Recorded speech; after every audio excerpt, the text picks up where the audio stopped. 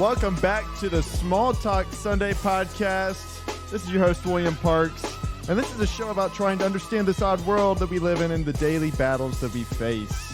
Again, this is William Parks, joined with Joshua Brandon, Jack Hampton, and Jared Jasper, and this is episode 5. Welcome back, gentlemen. How are you guys doing today? What is going on? It's been a Man. great week. It has. It's been quite the week, yeah? It's been quite. I saw JB yesterday. Did JB yesterday. Oh, yeah. Y'all were hanging out, weren't you? How was the golf game, huh? What happened?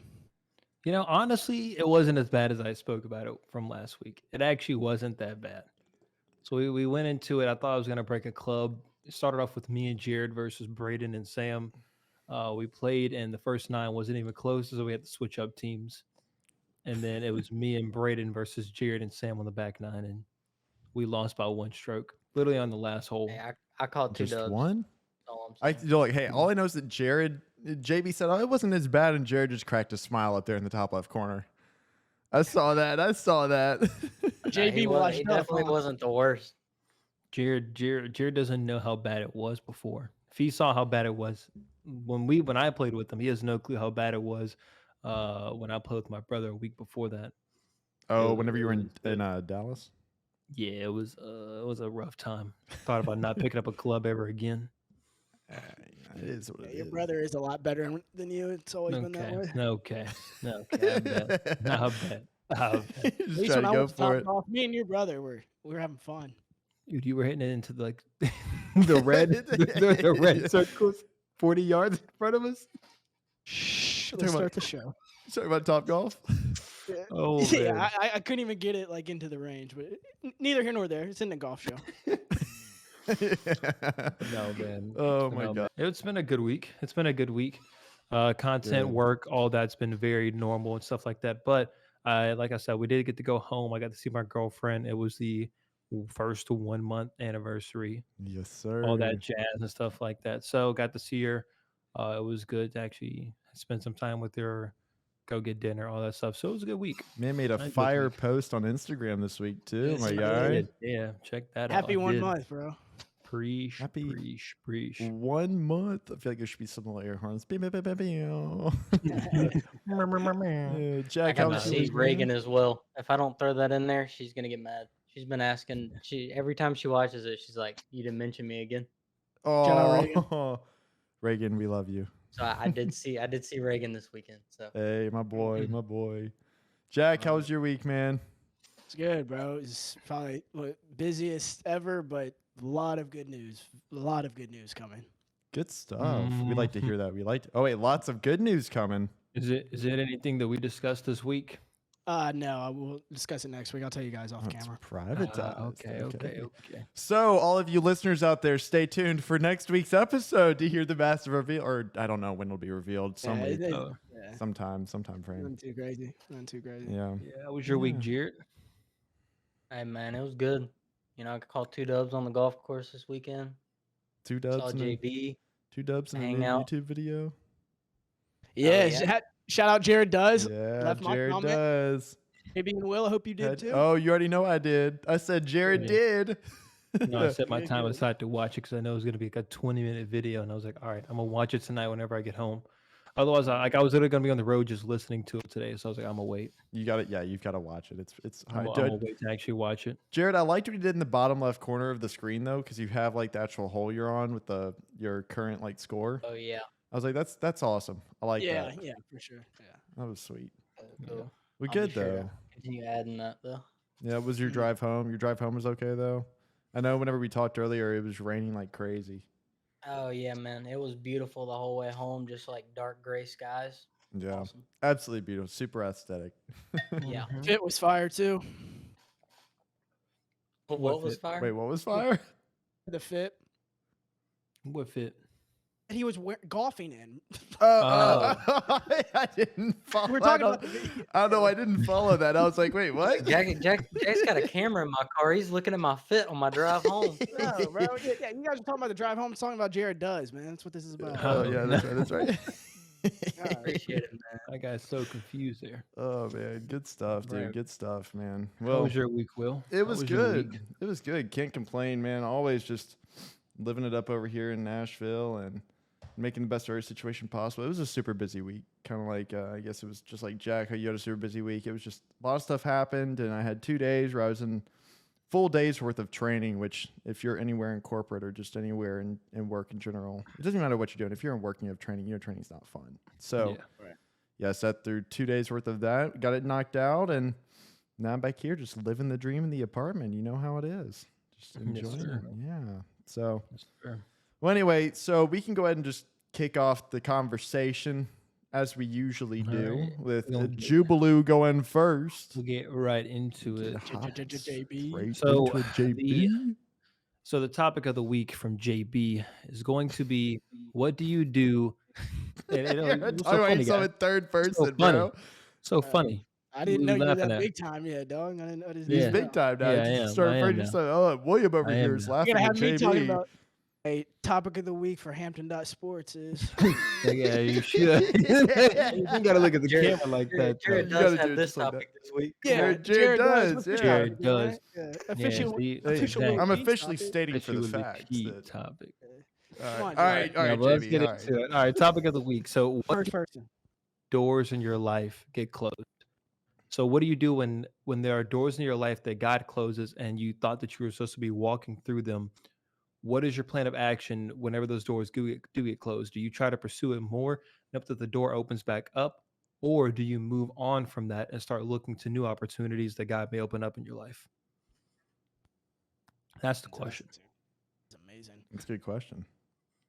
To me, I mean, this is a bailout answer. I'm going to say it depends on the situation. When it's something like in what we do, like pursuing our passion, there's been so many doors that have slammed in my face in this. Like I approached the franchise I wanted to work for like 6 months ago about a job, and it got slammed in my face. And my reaction was, I'm going to be patient for it. Like it just wasn't the right time, and I move on. So I guess it could be kind of both. Yeah. I think it's kind of hard. For me, I have a hard time discerning necessarily when a door is actually closed, right? Like Mhm. it's, you can have, like, the thing about it is like you have your goals and you know where you want to be, but determining when you're actually going to stop doing something or when that door closes is the hard part for me. And that's kind of like where, you know, like JB, you were saying like, how do you go about deciding that? And I'm like, a lot of that kind of rests within faith and prayer for me. Because I just kind of wait and listen for signs and things of like, usually it's not like a hard knock answer of, hey, like this isn't going to happen. It's more like I feel like I'm getting pushed in a different direction to go do something else. That's how I feel like I determine that. Yeah. I I mean, feel a lot like- of people have that. I'll let you go, Jared, but I'll let you go. I was just gonna say, I feel like it's very obvious to me when a door opens. You know, it's very clear. But then when a door closes, it's more. You're like, okay, is this a permanent shut? Do I not need to pursue this anymore? Is it just not the right time? Is this just a trial? I need to pursue it. Like, am I not working hard enough? I haven't, gotten to that point of pursuing where the door is going to open or so I do think it's difficult, and I do think prayer helps a lot, like Will was saying, like the answers a lot of the times in prayer and asking God for signs. Exactly. Yeah, and that's exactly why I asked the question, is because a lot of people will get confused whenever they do see a door shut, that sometimes it may not be a door shut. It could be an obstacle that you have to hop over in order to get to that door. And people have troubles actually discerning whether that door is actually being shut or whether it's an obstacle that they're trying to hop over. So it's very hard for you actually to determine that. But like you said, I think prayer is something that really does help, looking through that and talking to God about it. But I think it also takes introspective to know that you think in your mind, the goal that you have in your mind, are you actually ready for it? So if you're not ready for what you're trying to receive in that moment, whether it be just from earthly things or whether it be from God, whatever you're trying to receive, if you're not actually mentally ready for it and you get shut off from it, then I think that's a telltale sign to say that that door has been closed and that he's trying to take you through a open door to a new opportunity until you're actually ready for that one moment that he's trying to show for you. Exactly. I feel like it's a lot easier to walk through an open door than to stand at the face of a closed one, too. What Jared said was absolutely right. Yeah. I'd agree. Something interesting to follow along with this too is today, during church this morning because this is Sunday, and he was actually talking a whole lot about the hardships and stuff that people go through whenever you walk like in the path with God and you're trying to be a follower and disciple, right? And I'm actually pulling it up right now what they talked about, but the thing that he was really hitting home on most is that this also even falls along the future of you and like how you determine where you're going to end up in the future and what you have to do to get there. But God knows all the storms that are going to come in your life. He knows all the doors that are going to be open and closed. He's like, the hardest part of it to do it is to walk in faith, right? Whenever the disciples were out on the water and Jesus walked on water and whatnot, Jesus went to the side of the mountain and prayed before he actually walked out there. Jesus is praying before God because God is the one that does all this stuff, right? Yeah. And I think it's important to realize the kind of position that we're in, right? And, he goes out there and he says, hey, walk on the water to me. And there was only one person that got out of the boat and walked on the water, right? And like halfway there, he started to kind of drown a little bit. And Jesus was like, yo, bro, where's your faith? Come on, dude. Like, don't worry about that stuff. Come on, you're with me, bro. I've got you, man. So I think a lot of it too, like just like reiterating what you guys were saying, I think you're right in the sense of like, it's pretty clear when things are going to happen. You just got to rely on faith and pray a lot. Absolutely. That's all I got for mine. That's what I want to talk about. Open doors, closed doors. Just to state that God will that only He can open, and He will open doors that only He can close. So if you're trying to force your way into a situation, you can't make that happen without God's permission to let it happen.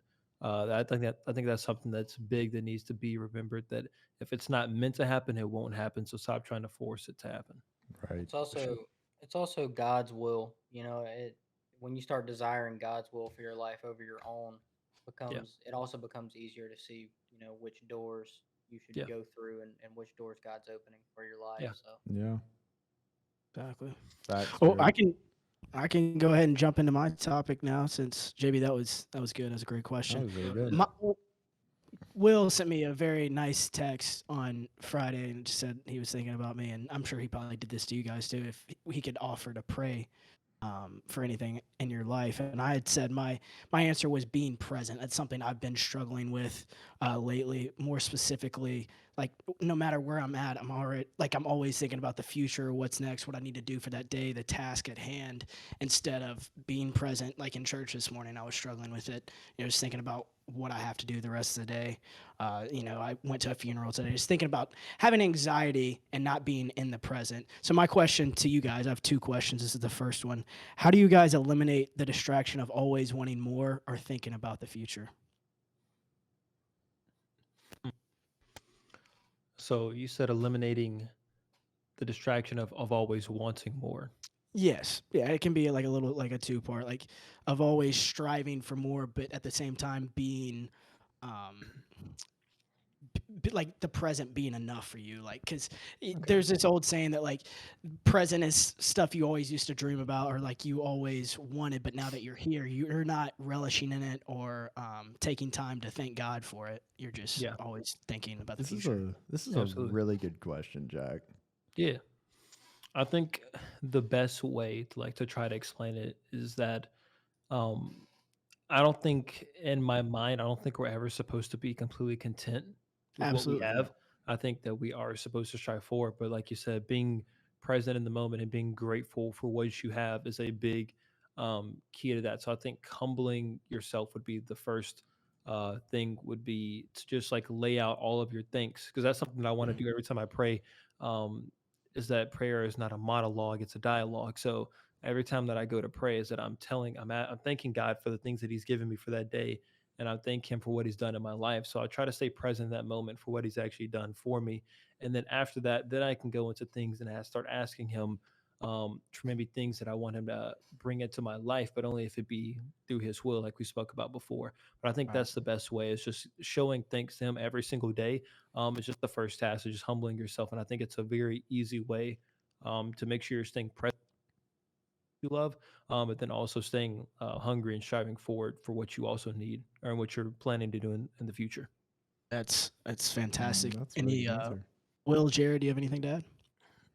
Jared, you want to go? yeah, Yeah, I was just gonna say that it's important to know that the value of hard work, and that for future success to come, the hard work is a requirement.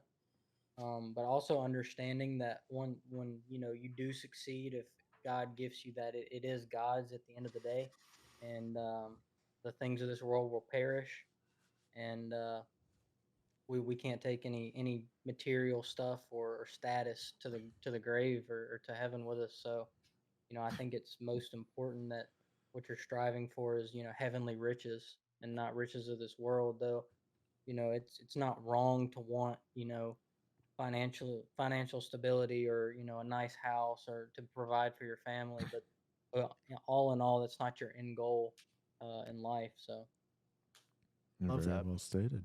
Very well stated. I would definitely agree with both of these guys, and even you, Jack. Even the preface of like, I know how you think about this stuff too, and I for me personally, I've actually been thinking about this question a lot on my own. It's like I know I'm in a good position in life. I'm very fortunate to be in the position that I am, and I have stuff that I've wanted for a long time. But in the same sense, it's like it's almost like it's never enough. You know what I mean?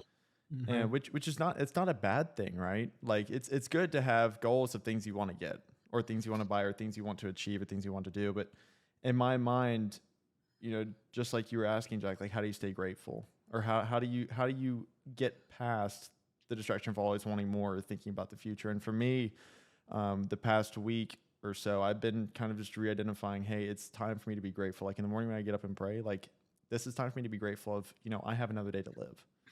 right. And this actually feeds perfectly into the next topic that I have, but I'm not going to go into that quite yet, because it's actually one of my questions. But um, that's something that I think that we all kind of work on sometimes, because then you're like, okay, well, I've hit this milestone. Well, now what do I want next? Because you think of getting something, you're like, oh, well, I'm going to be perfectly happy if I have this, and then you get it, and then you're like, before you know it, there's another thing. It's like, I want that.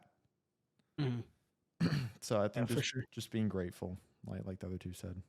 So, question Well, outside of what? Can y'all hear JB? No, I can't hear hello, him. I can't. Hey, JB, Yeah, we you can't guys, hear you, buddy. Oh, there you you are. know, you can't hear me? Oh, we can hear you I can now. hear We you can hear you now. now. Okay, yeah. So outside of the how do we say it? Outside of looking for striving for more, how do you guys stay present like outside of things like or from social media and things like that? So I know that with doing content and everything that we're doing, we're always on our phone. We'll be out maybe we're checking on the video to see how it's doing. So what are you beyond social media or staying present just beyond outside of the internet and things like that? Honestly, bro, like this is like I feel old doing this. I literally throw my phone in a room for like 2 to 3 hours, and I just go into a different room. Or like for church, especially, like I don't even bring my phone in the car with me or anything, and I just make sure to set aside like 2 to 3 hours on end where I'm just not even around it. And my phone all day is on D&D, but just not having it there so I don't have the temptation to check. Yeah, I Yeah, feel I that. feel like, I don't know. I was I like during high school and college, I had my phone a lot on me, and then after that, I really don't get on my phone that much at all, honestly. Um, so really, I'm only picking up my phone to answer Reagan, or check and see like how videos are doing or whatever. But other than that, you know, I'm I'm I guess I'm fortunate to not have that problem that much, because I kind of trained myself out of it a while ago, because I kind of knew it was detrimental to my health to be on my phone all the time. But yeah, Yeah, you so I guess I'll go really fast on this one, because I actually do have something I do that's probably a bit different from what a lot of other people don't do.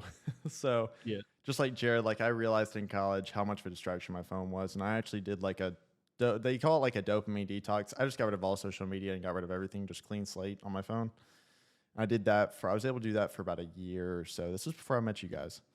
Um, and that really helped me realize and bring back the reality of how much time we actually have in a day, because you don't realize how much time you're on your phone until you get rid of it, right? Well, so now what I do, and I actually just started doing this yesterday. is because now that we're doing all this stuff, I don't really have the drive to always check social media. I have my phone on do not disturb a lot of the time. That way I don't get distracted by notification. Because for me, if my brain hears a notification, I immediately go towards my phone. It's like Instagram, no notifications are turned on. Snapchat, nothing turned on. Like, that's just how it is. And the other thing that I do that's really odd is I have my phone on grayscale. So all of the color on my phone is completely black and white. Now, the reason behind that is because the color science, the science behind actually developing the phone and the colors that they use on the phone, they're actually perfectly tuned to hit the dopamine in your brain to cause your eyes to want to look at your phone more. It's to that level of science that they've evolved and developed this thing. And I'm going to tell you what, now that it's on grayscale, I can't lie. It's not as tempting to look at my phone. I get on Instagram and I'm like, this isn't as much fun to look at because everything's black and white. Like, You're living in the 40s and 50s. yeah, man, we're going back to newspaper style, but no, it's a different take. So that's what I do. No, Hey, that's awesome. I get that because there's a lot of different methods that people do. Like one I heard of, we talked about it a couple weeks about. Like when you wake up, the first thing you do is pray, and you're not looking at your phone. And the first thing I do when I wake up is I do pray. But then like immediately after that, I kind of pick up my phone and I look at it. And something that I started doing like 2 or 3 days ago was like I sleep with my phone in the bathroom, so that when I do wake up, is that I'm like I can't even check my phone. So after I pray, I got to get up and go get dressed, and then I have to actually like move around before I just sit there and lay in bed and look at my phone. So there's a bunch of different methods that I think people can take or people can do that actually help them not always like be on their phone so much, and they'd be the first thing they do is just grab it and go straight to social media because it's toxic. It's bad. beyond toxic. It's terrible for the mental health too. Yeah. No, I agree, JB. Well, that's all I got. So, Will, take it away. All right. Well, so kind of like you were talking about earlier, Jack, about grounding yourself in the present and what do you guys really do? Are there any like tips and tricks you guys? I know we already talked about this and I don't want to rehash the dead horse, but I do want to feed off of what you were saying earlier as far as like grounding yourself and understanding, hey, I'm living in the present. Here are the things I can do. Something I've really been working on recently has been shifting my mindset from, I wake up in the morning, oh, I have to go to work, or I have to edit these videos, or I have to go work out, and changing that over to I get to go to work. I get to edit these videos. I get to go work out, right? Shifting the mindset from thinking of oh man, I just have to go do this thing. You remove so much opportunity, so much potential, honestly, a lot of enjoyment, because I mean, that's a very negative way of looking at something, right? So I think reintroducing positivity back into the smaller things, the small fine details of your life, are what can really help with that. I don't know. What are y'all's takes on that? Dude, I mean, absolutely. I think that's something that I can't remember. I don't think we talked about it on the podcast, but something that I can't remember who I was on the phone with, but I was telling them that every time I get on the phone with Neil, my girlfriend, every time I get on the phone with her, it's like I ask her how her day was, and she said it's like it's fine or it was okay.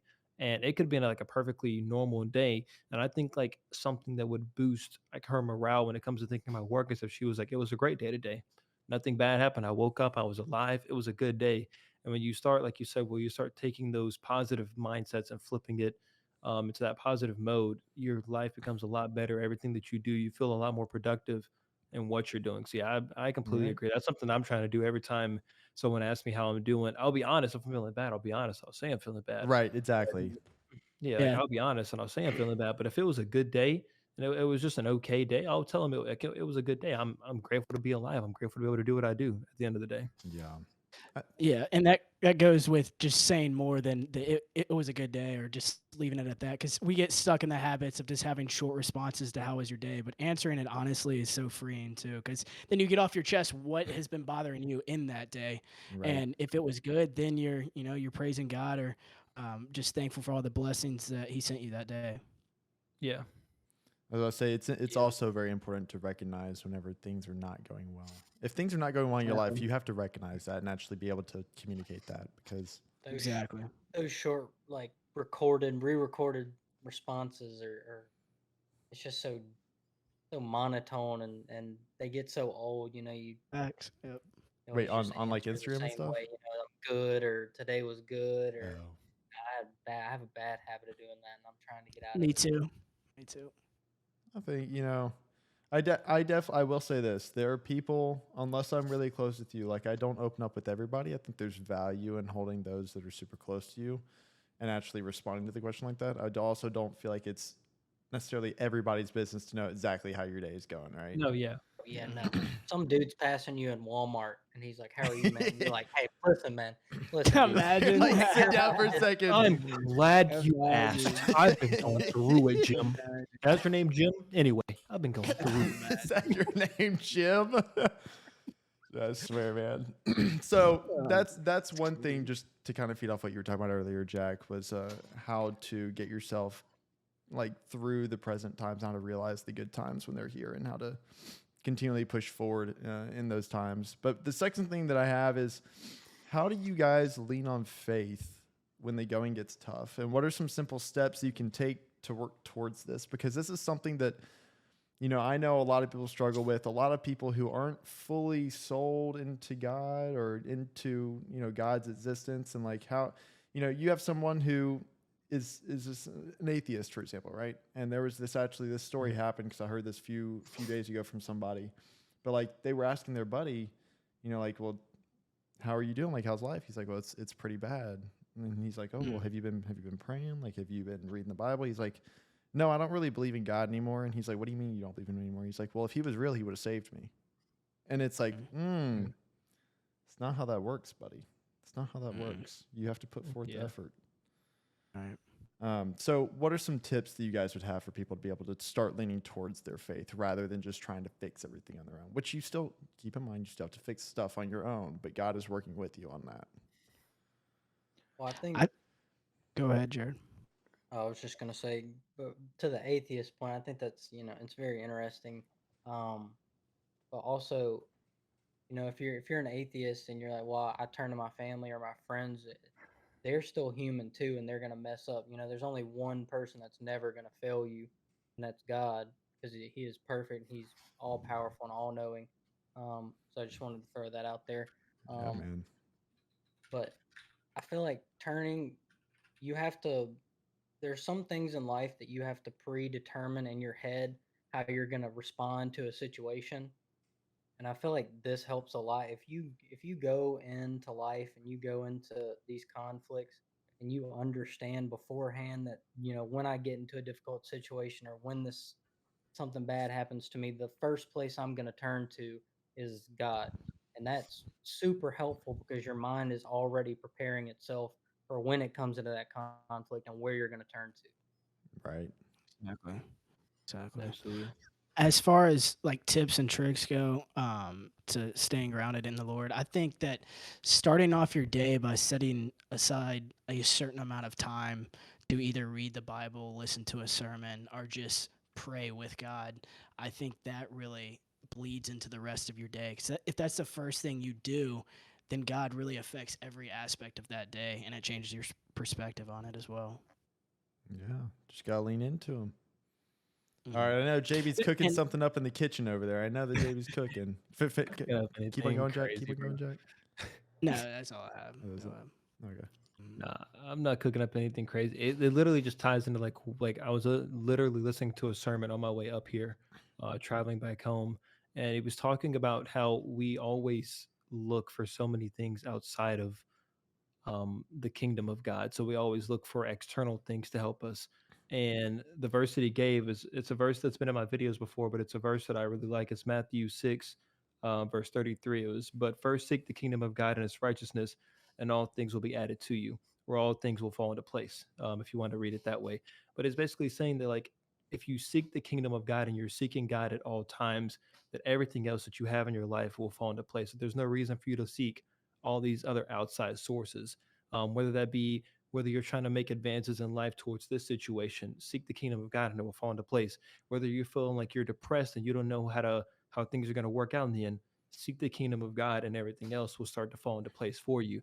And so like when you said it, like that was the first thing that snapped on my mind, is that's the same thing I heard today when I was listening to the sermon. So that's all I got for it. I hope people can take something away from that verse. Yeah, man, you know what's weird? It's like you're referencing that verse, and I just pulled up on my iPad right here. That's my verse of the day, bro. That's actually my Hey, verse of the day that's right now. Awesome. That's see how he fire. works. That's We were talking about that. fire. We were talking about that the other day. Well, we were saying how funny God is. Oh We were yeah. saying Oh yeah. yeah. No. That wasn't you. That wasn't you. That was Braden. That was Braden. My bad. Braden was saying that God is his sense of humor is Oh, insane. dude. Oh, That he would it's just match it up like this wild, for man. us today. Let me hop in on this, dude. All right. So, because I was thinking about this earlier, this was almost my topic about how funny God is. This cracked me up. I was driving home, right? I'm listening to Acts, and in the end, near the end of Acts, you know, Paul, he's being he's thrown in jail, or the Jews are trying to get him in prison, imprisoned or killed, um, and he keeps getting his court case basically pushed on and keeps going, and he's going to his next one, and he gets on this ship with a bunch of other prisoners and the guards and everything, and the whoever runs the ship, pilot for a ship. Somebody give me the word, but Captain. The um, captain. yeah, the captain. So, anyways, he tells them that they shouldn't embark on this journey, and they're like, "Oh no, we're not listening to you." So, anyways, they take off, and here comes a hurricane, and you know, everybody's freaking out. They're all like throwing food and stuff overboard and all this stuff, and anyways, Peter's like, or Paul's like, "Dude, relax. All right, you're gonna lose the ship, but everybody on here is gonna live." Okay, that's what God's told Paul. And anyways, they they think that they're going to end up crashing up to some shore, like rocky shore, and that the boat's going to break. And they come up, and it comes daylight, and the weather's passed, and everything looks fine. And they see a beachy shore, and they're like, "Bet we're just gonna dock this thing right here. The boat's gonna be fine. Everything's gonna be cool." But Paul's already told them the boat's gone. Literally, they're like right offshore. They're finna pull in there. The weather's passed. They're So we all gotta good. pull up. They cut all the anchors, and they go towards the shore, and the boat hits a sandbar and completely falls apart. That killed me, dude. You know the weather's just passed. All those people are looking around. They're like, "Dude, come on now. We What, the made beach it. is right there. We They can said- ride this thing right up on the beach." And then they cut the ties, and they hit a sandbar, and the whole boat collapses like 10 feet from the beach, dude. You know all I those was like, dude, God is so funny, man. Like that would have killed. You know they were all looking around like, dude, come on, all come those on, people man. on the top of the boat, quote unquote, at that time period. Come on, man.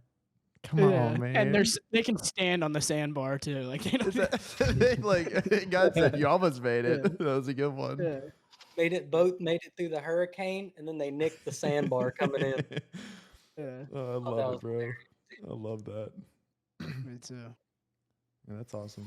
What were we talking about before? No, we I just think it was your topic, Will. I think it was your Was just it topic. run on mine? tangents here. I don't. Oh, we were talking about What was yours?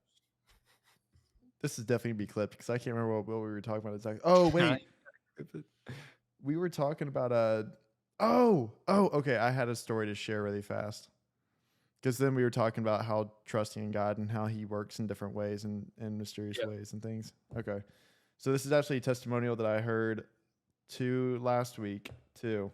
I'm one of the guys that I know who's he goes around and just creates disciples like crazy. This dude's incredible. And he was at the gas station, one of these trucker gas stations one day, like 7 months ago.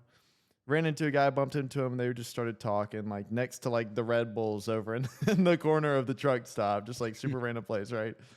And he just gets this urge to talk to this guy, right? And he's like, just starts talking to God about him. He's like, yeah, have you ever thought about reading the Bible or anything? And the guy's like, no, I haven't, but I'm in this really weird spot. And dude just like my buddy just so happens to have his Bible in his backpack. He said, here, take it. Just gives him his Bible, this trucker's Bible, right?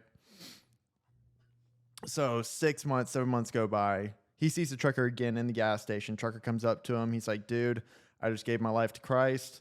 Like I got baptized. on like Thanksgiving of this year, like everything just kind of fell into place. Like crazy stuff. How, you know, he was just in a random gas station and just like dude just walked up and it just started happening one thing after another. And this dude just gave his life to Christ, right? The weirdest, it's not even the weirdest, but the coolest part of the story is that night that he gave the Bible to the trucker that he had like small group, he got to small group and they're sitting there and he was just now telling everybody this story. And one of the guys looks over and he says, I had a feeling and God told me that somebody would need a Bible tonight. Dude pulled out 2 Bibles of his backpack, bought this one brand new, wrapped and everything, and just had it ready to go. Like random chance. That's crazy. He just had it ready to go. And I was like, dude, that's that's crazy. That's crazy. That's insane. So yeah, that's I'm just telling you. quick little story right there for y'all. Yeah, even like the smallest things that God will ask you, like the most trivial things that you don't matter. In the long run, he's setting something up. So like that guy was like, I don't know why God told me to go buy this Bible, but I guess I'm gonna go buy this Bible, bring it to Yeah. Bible study. Lo Yeah. and behold, somebody was gonna need it. Yep. It was not a cheap Bible. It was a nice Bible. Like it was Yeah. a very expensive one. Not Yeah. something where you'd be like, I just need to go get a quick dinky one. Like it was nice. So anyway, that was just a funny little testimonial story from somebody. So I guess Jared, we're on to your stuff now. J-Rod. J-Rod, JB's over there yawning. Apologize if you hear my mom screaming in the background. All right, Jared's topic. Jared does. Okay. What, JB? JB, You don't like people talking in the people talking in the third person, JB? Pull yourself We're on together. to Jared's topic. What's William is Jared laughing does at topic? JB as Jack. It's Jack's fault, man. What, man? Did you call your mom a crackhead? Bro, Is that what you said? I literally, and then I see T. Higgins flying in the end zone. I'm like, oh my god, what is happening down there? Alright. Oh man. All right, let's get into Jared. We let Jared get into his due topic. then. Yeah, Jared does just get into his doing. topic. Jared doing. Just let Alright. Jared do. Let Jared work. He's doing it. So my topic this week is dealing with conflict within friendships or relationships, and having grudges with people and holding grudges, and talking about how important forgiveness is. I feel like it's that's something we all face as people. You're gonna get into a conflict with friends or a partner or somebody that's not even your friend, somebody just a random person, or somebody you dislike. And I feel like it's always important for forgiveness. Whether they ask for it or not. Forgiveness is important for you as a whole. For your peace of mind and your well-being. But my question to y'all is, at what point in a relationship or friendship, or mainly a relationship or friendship or family, after you forgive them for, let's say if they wronged you, if you forgive them, do you continue that relationship with that person? At what point do you have to, say you forgive them, but this can't continue anymore? Well, we can't, like, this is toxic for me or for us. I forgive you for the way you wronged me, but it's not beneficial for us anymore to continue. And I wanted to know y'all's thoughts on like at what point does that become your choice? Jared's coming here with a spicy topic to end it tonight. This is one I really have struggled with recently. I've talked about this on here before, and I know he's not going to see this, but like I struggle with this on a daily basis with my dad, because whenever I made the career decision that I did, he was not for it one bit, and I held that grudge for months on end, and I'm just now like I'm able to forgive him now, but still like I haven't had that conversation with him because I don't know when to have it. So I honestly want to defer to JV and Will, but I just wanted to throw out there that this is something I struggle with every day. Jared, I'm glad you brought this. Yeah, I think it's as good as any time to have that conversation, to just talk to them, because I think at any time you can reach out and have that conversation with them. And as we all are here, and be honest, open, transparent about how you feel, because at the end of the day, it's going to give you relief, give you closure, give you a peace of mind. and allow you to move on. But to the thing, Jared, you saying that when do you stop? I think it stops when it starts to infringe on your morals, or it starts to infringe on your Yes. plans and life that you're trying to achieve. So let's say we have a friend that is um, he's acting out. It's not necessarily affecting us, but he's continuously acting out, and we know that maybe it's because he lost a family member or something. Then I don't think it's time to cut that person off because we know that he's going through something that's not his initial character. But let's say we introduce somebody new to our friend group because we met him out one night, and now they're in the friend group and they're being very toxic. They're causing a lot of problems with you in your life, other friends in your life. Then I think it comes to a point to say that, hey, you are not somebody that is provoking good behavior for me. So you're not somebody that I can see that's going to help me in the long run, that's going to better myself in my walk with God or just in life in general. So I think that's the point when it really comes time to just back yourself away from somebody. And I think, like we've said it before, that when you do get in that situation, that it's important that you just be honest with them and tell them straight up that it's no hard feelings, but this new season that you're going into your life, you can't continue with them. I think that's my honest best way to go about it. I fully agree with you, JB. I like that response a lot. Honestly, I couldn't have said that any better than you.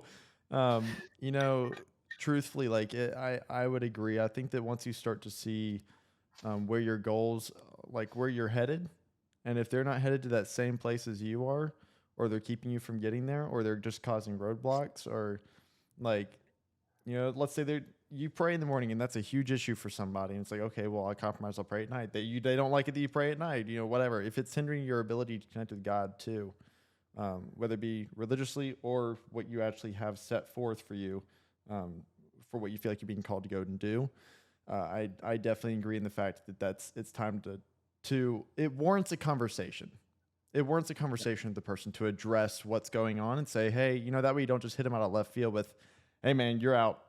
At least like give them like a shot and a chance to be like, hey, yeah, you know what, you're right, man. I'm sorry, I'm wrong. I'll work on that. Like I'll try and fix it, rather than just the quick boot to the door. See ya, close the door, you're out. Yeah. But no, I don't have much more to add on to that, JB. I think you framed it perfectly, and I agree with everything you said. Me too, Jared. I'm interested to hear your answer. What Yeah. your thoughts are on this? Oh yeah, no, I mean, I mainly wanted to get y'all's points of view. I think y'all made great points. I was kind of asking because I was curious, honestly. I wanted to, I'm I'm asking y'all's opinion because whether I look at a situation in my life or whatever, and I'm like, what should I do, or what at what point does it become, I forgive you, but we have to part ways or whatever. And no, I'm not talking about my relationship. Just by the way, Oh love yeah, you, yeah. Reagan. Yeah. Yeah, I'm Before obviously. Reagan, Right, Reagan yeah. comes to attack very you. Yeah, interesting. yeah. We've got to clarify that, Reagan. You're in the clear. There's nothing wrong going on here. He's Jer- probably watching this like freaking out or something. But, No, Jared, you just bring the best topics every week. No big deal. Yeah, dude, Jerry, you bringing it in hot. I Bringing think some that's heat. very, when it hinders your ability to continue your walk with God or become a better person in general. I think that's a great answer. So Yeah, I think that's something that a lot of people struggle with daily, because I mean, even just as Christians in general, it's like you're called to love everybody, right? And you can still love everybody, but that doesn't mean they have to be a part of your life continuously. Yeah. I don't know. Yeah. It's a weird line to straddle, because I know people that are full on gung ho, like even if they're doing bad things, like still just love them as much as you can and just like be that support system. And I know people that are like, they're gone. Yeah. So It's a choice I had to make whenever I moved back here, because all my friends back here, I'm not involved in the same stuff I was whenever I was in college and stuff. I don't always want to go out all the time. So moving back here, everybody expected, my friends, university here expected me to go out and hang out with them all the time. I had to communicate that to them, like, hey, no, like it's not something I want to do anymore. right. I think the Yeah. best version of you is not the one that follows all the rules. The best version of you is the focused you. It's the disciplined version of you. It's the one of, Exactly. I don't do that anymore. I'm not that person. I don't do this. I don't hang out with those people. I don't do these things. I know you guys have probably seen this from a Drop sermon. some 'cause there's a Michael guy. Todd on us. Come on, I know, man. I man, love dude. that, man. He is so good, Yeah. dude. He is so good. But it's true. It's true, right? You Yeah. know, when you're in the rhythm and you're in that zone and you're just focused, you know what you're going after, you know what you want. Like, that is the best version of you that you Yeah. can be. Dude, Sure. that video sends chills down my spine every time I watch that, dude. It's so strong. Oh, you're talking about Oh, my yeah. video? I'm just now catching on. Which one? What are y'all talking about? We're talking about the clip from Michael Todd. Michael Todd. Oh, dude, I need to tap in. Y'all need to send that in the group chat. Yeah, Yeah, I'll that's actually the sermon I was listening to earlier today Yeah, when I told you I was send watching that the in. sermon on the up Dude. here. It was this Please. sermon from today. he Sitting is at the so kingdom of good, God. man. Yeah, he's great. He's good. If you guys don't know who Michael Todd is, look him up, man. He'll Yeah, preach it's- right Look into him- your soul. Look him up. He will. But yeah. So I guess that wraps up all of our talk. Jared, do you have anything else? Oh, that was all. That was great, it. Great responses. Yeah, Awesome. Man, He Bro. rips it up. we're all nailing this today. This is a good conversation. We're just Absolutely. hitting them back to back to back. I swear. All this Drake, huh? That's right. All this Drake. All right. Well, anybody have any final words before we wrap it out? That's all I got. As per usual, JB, you want to do the like and subscribe thing? Oh, yeah. if you Here, guys here. haven't Let's already- get the accent music in the background here. Go for Plug it. it. Go for it. All right, if you guys haven't already, make sure you like, comment, and subscribe. Comment if you made it this far. Comment Small Talk Sunday for us. I appreciate you guys for coming out. I'm gonna let Will sign it off. Love you guys. We all love you from Small Talk Sunday. Yes, sir. Thank you guys for listening to again another episode of Small Talk Sunday. We will see you guys next week on Sunday. Take care. Pray throughout the week, and just enjoy it. Love you guys.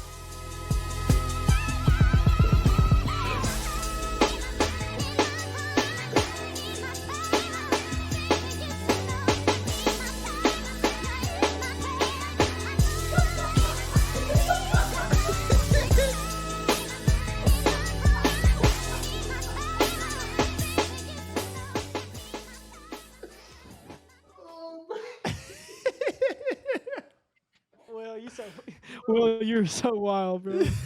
Dude, that was. God, I just looked over. Will was all these. Will was moving. We were moving a bit different there. I'm about to actually go pull it up and watch that really fast because I have no idea what that looked like. Oh my gosh.